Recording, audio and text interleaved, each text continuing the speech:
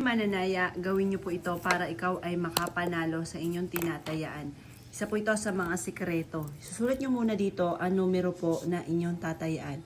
Sample lang ito, 5, 7, 25.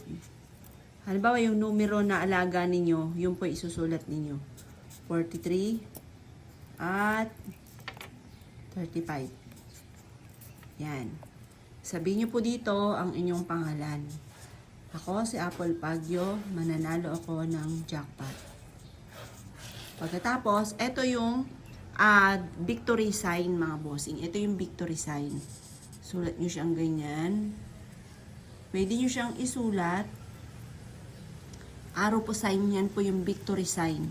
Sulat niyo po siya kahit saan. Halimbawa, sulat nyo sa pintuan, kung gusto nyo kayo maging matagumpay ang lahat ng miyembro ng pamilya.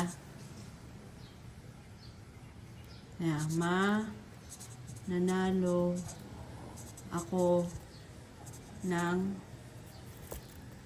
sulat po dito, jackpot. Yan. Pagkatapos, halimbawa, di ba, tataya kayo. Ngayon, yung ticket ninyo, diyan nyo po siya isisingit. Yung ticket ninyo, diyan nyo po siya iipit. Ipit nyo po ito sa mataas na lugar. Halimbawa, sa may altar po ninyo, ipit nyo po siya.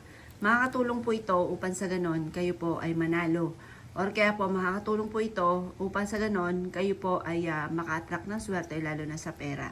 Kung ikaw ay mananaya, gawin nyo po ito agad.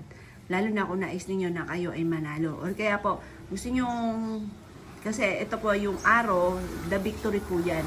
Halimbawa, ang inyong anak ay gusto nyo nangunguna lagi sa klase, matanggap sa trabaho, ito po yun. Ito yung isusulat nyo sa kwarto po niya. Araw, papasok.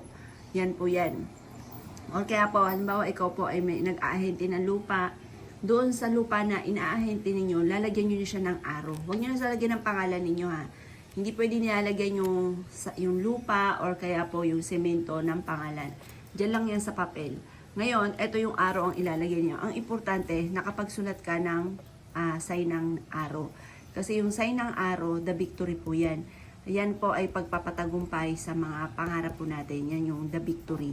Yan. Kahit ano man po yan, basta ang usapin ng tagumpay, ito ang isa sa mga pinaka-the best na isusulat po natin.